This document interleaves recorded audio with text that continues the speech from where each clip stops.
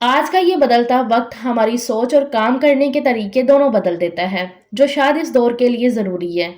शादियों पे रस्मों रिवाज से ज़्यादा ज़रूरत को अहमियत देना, ये भी तो वक्त की ज़रूरत ही है।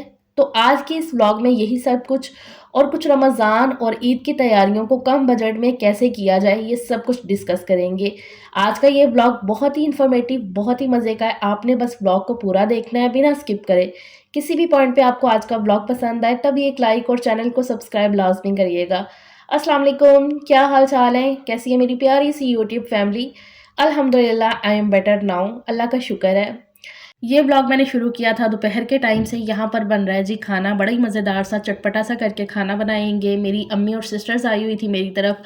यहीं से हमने जाना था बाज़ार, तो मेरी पूरी कोशिश होती है कि मैं खाना शाना तैयार श्यार करके तो फिर जाऊँ। तो यहाँ से हम खाना शाना खा के निकलेंगे। एज़ यू ऑल नो, मेरी छोटी सिस्टर अरूज़ की शादी है कुछ ही दिनों में, तो उसकी तैयारी श्यारी चल रही थी। ये व्लॉग थोड़े दिन पहले का है। आज मैं ज़रा काफ़ी दिन के बाद थोड़ा सा रिलैक्स महसूस कर रही थी। कुछ हादसात आपकी ज़िंदगी में ऐसे हो जाते हैं ना, जिनको जल्दी आप अपने दिलो-दिमाग से निकाल ही नहीं पाते हो।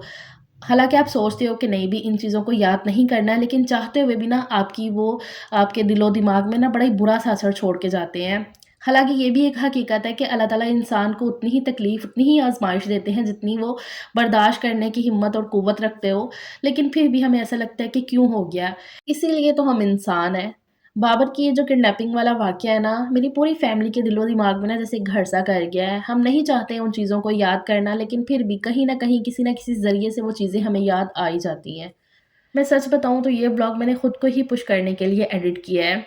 जब आप किसी रूटीन से हट जाते हो, आपका दिलो-दिमाग सुकून में नहीं होता, रिलैक्स नहीं होता ना, तो फिर उस रूटीन में आने के लिए भी ना आपको ज़रा टाइम लगता है। तो आज मैंने सोचा कि चलो मैं अपनी बहनों के साथ ज़रा बातचीत कर लूँगी और ये व्लॉग भी शेयर कर दूँगी। ये व्लॉग बाबर के इंसिडेंट से 1-2 दिन पहले का है। हमने जाना था बाज़ार, अरूज के ही बिस्तर वगैरह हमने आज ख़रीदने थे।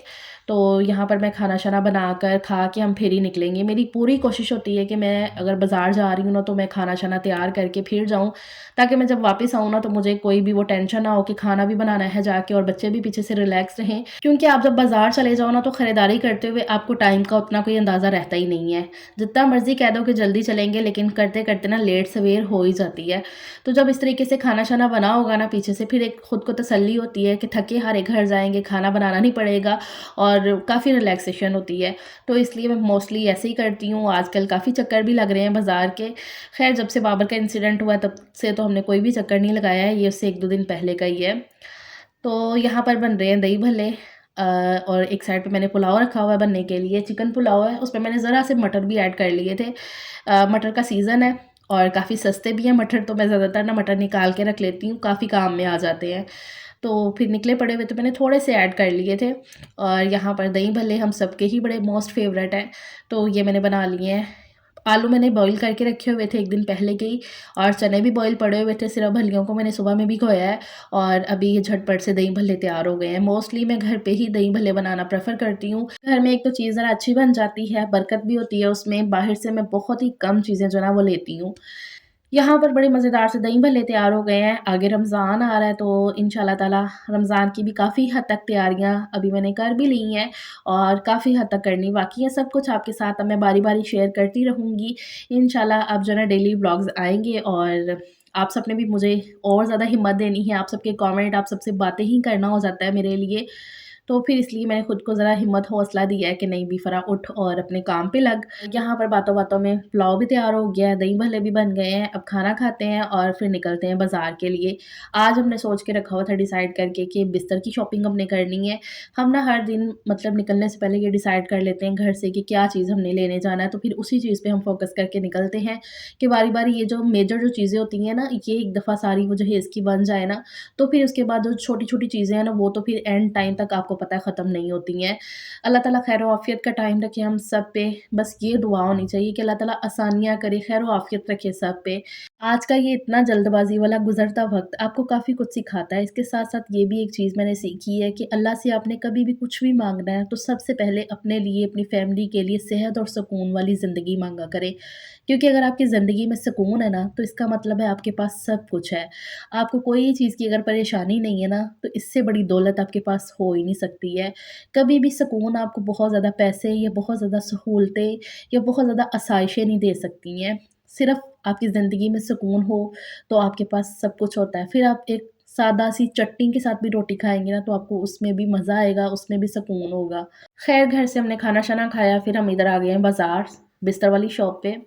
यहाँ पर आके सबसे पहले हमने निकलवाया ये ब्राइडल सेट, सारा डिसाइड करके आए कि क्या-क्या हमें लेना है, कितनी तादाद में लेना है। तो यहाँ से हमने ये ब्राइडल सेट से शुरुआत की है। तो इसमें काफ़ी कलर्स थे भाई के पास। अच्छा मेरे पास जो है ना मेरी शादी का वो वेलवेट का है, उस पे काफ़ी अच्छा हमारा एक्सपीरियंस रहा है। अब ये ना पलच्छी और वेलवेट मतलब कि ना मिक्स में आया हुआ है, तो ये कपड़ा काफ़ी ज़्यादा अच्छा और मज़बूत भी लग रहा था। तो इसमें कलर्स काफ़ी थे, तो फिर यहाँ से ना हमने एक कलर सेलेक्ट कर लिया। मुनासिब करके नहीं नहीं वो नहीं।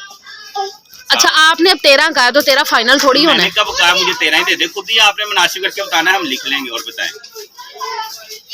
चले आप 8 लिख लें। मेरी बात अगर सादा लेंगे ना सेट, हाँ। सादा सेट लेंगे उसकी प्राइस कम, इधर देखिए मेरी सुने, हाँ जी, ना 13 ना 12, बिल्कुल कम करके देने वाली बात है, बिल्कुल मुनासिब, हाँ जी, 10,500 ना ना ना भाई, जितने का गया है ना पहले उतने की बात करनी है। यहाँ तो ना कि हम फर्स्ट टाइम ले रहे हैं। एक हफ्ता पहले मेरी कजन की शादी हुई है।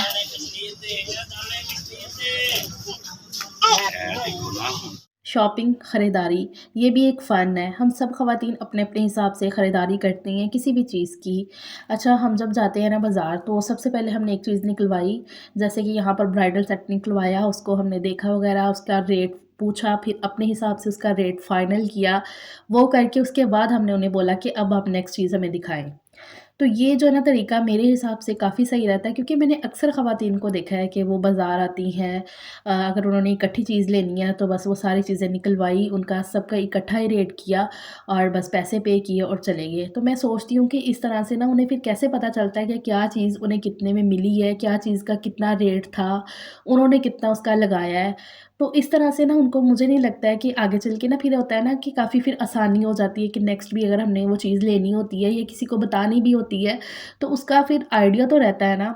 तो हम तो इसी तरह से करते हैं कि एक-एक चीज़ निकलवाई, उसका रेट फ़ाइनल किया, पसंद फिर ज़रा अगली चीज़ को देखा, तो इस तरह से ना आसानी हो जाती है काफ़ी।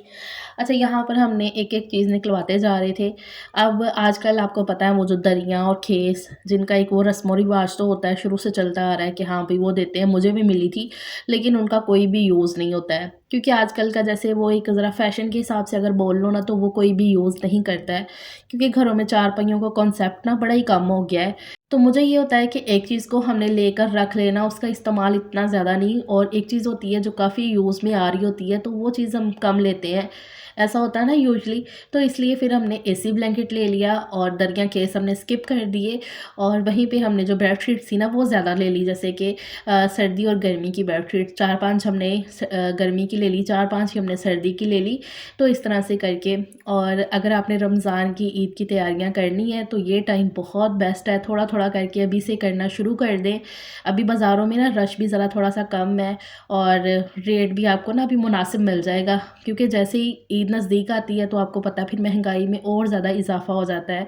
और मेरा तो सिंपल सा फ़ॉर्मूला है कि थोड़ा-थोड़ा करके कर लो, उससे ना तो स्ट्रेस होता है आपके दिमाग में और ना ही आपकी जेब पे। सो दैट्स इट जी, ये आज का व्लॉग है। आई होप कि आपको काफ़ी पसंद आया होगा।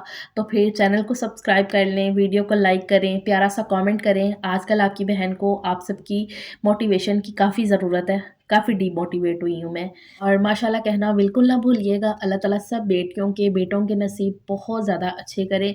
अपना बहुत सा ख्याल रखिएगा, मुझे अपनी दुआओं में लाज़मी याद रखिएगा और वीडियो को ज़्यादा से ज़्यादा शेयर करिएगा। अल्लाह हाफ़िज़, टेक केयर।